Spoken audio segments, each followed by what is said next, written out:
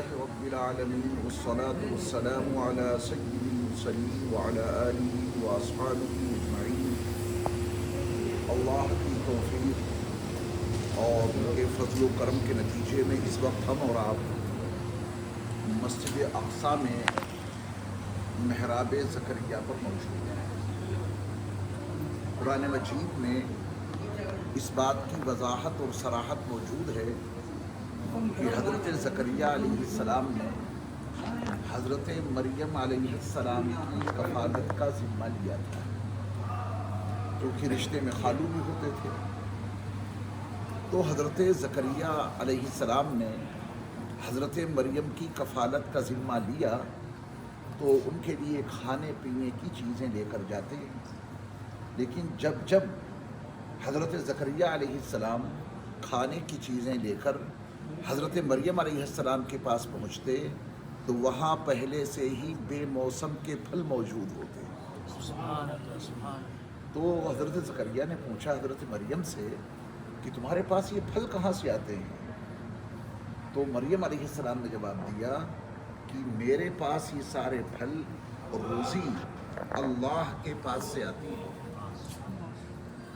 ان اللہ یرزق من یشاء بغیر حساب۔ یہاں پہ حضرت مریم کی بات پوری ہو جاتی ہے۔ زکریا علیہ السلام بہت بوڑھے ہو چکے تھے، بیوی ان کی بانجھ تھی، یعنی کسی بھی بچے کے ہونے کے کوئی امکانات نہیں تھے۔ واشتعل الرأس شیبا، یہ تعبیر قرآن میں موجود ہے، بہت بوڑھے ہو چکے تھے اور بیوی بانجھ، بچے کے ہونے کے کوئی آثار نہیں تھے۔ زکریا علیہ السلام نے یہ دیکھا کہ مریم علیہ السلام کے پاس بے موسم پھل پہنچتے ہیں تو اللہ بے موسم مجھے بچہ بھی دے سکتا ہے۔ اب اس کے فوراً بعد جو قرآن کا بیان ہے اس کو سنیے۔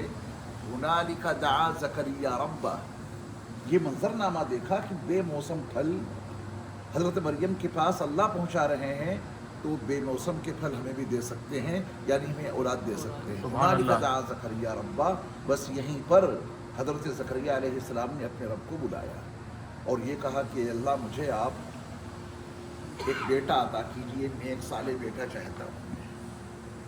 فنادته الملائکہ وهو قائم يصلي في المحراب، اللہ نے فرشتوں کو بھیجا، جاؤ زکریا کو خوشخبری سنا کے آؤ۔ حالت یہ تھی کہ زکریا علیہ السلام محراب میں کھڑے ہوئے نماز پڑھ رہے تھے، وہیں پہ موجود ہیں، یہاں کھڑے ہوئے نماز پڑھ رہے تھے۔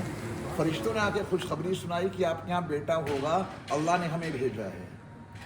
پوچھا کیسے ہوگا؟ کیسے کا مطلب؟ میں تو بوڑھا ہوں، کیا مجھے جوان کیا جائے گا؟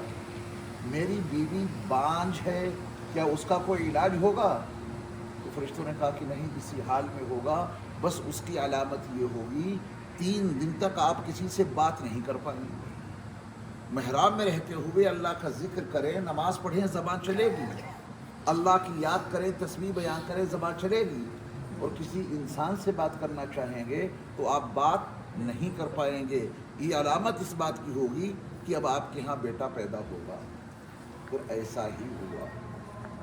اللہ نے حضرت زکریا علیہ السلام کو بیٹا عطا کیا، بیٹا ہی نہیں عطا کیا، بیٹے کا نام بھی عطا کیا، اور اس بیٹے کا نام اللہ نے خزانے غیب میں محفوظ رکھ رکھا تھا، یعنی اس نام کا انسان زکریا علیہ السلام کے بیٹے سے پہلے اس دھرتی پر کوئی ہوا ہی نہیں تھا۔ وہ نام اللہ نے تجویز کیا تھا یحییٰ۔ کیا نام تجویز کیا تھا؟ سبحان اللہ۔ بیٹا بھی دیا، بیٹے کا نام بھی اللہ نے دیا، اور اس نام کا کوئی شخص اس دھرتی پر، اس نیلگوں آسماں کے نیچے آپ سے پہلے اس نام کا کوئی انسان ہوا ہی نہیں تھا۔ یہ قرآن کا بیان ہے۔ یا یحییٰ خذ الکتاب بقوہ وآتیناہ الحکم صبیا۔ چونکہ وقت بہت مختصر ہے، زیارتیں زیادہ ہیں، اس واقعے میں تفصیلات بہت ہیں، میں نے اس وقت صرف قرآن کی روشنی میں چند باتیں آپ کو بتائیں۔ اللہ تعالیٰ ہم سب کی بھی مرادیں، غیب سے جائز مرادیں، اس مقام پہ پوری۔ اللہ آمین۔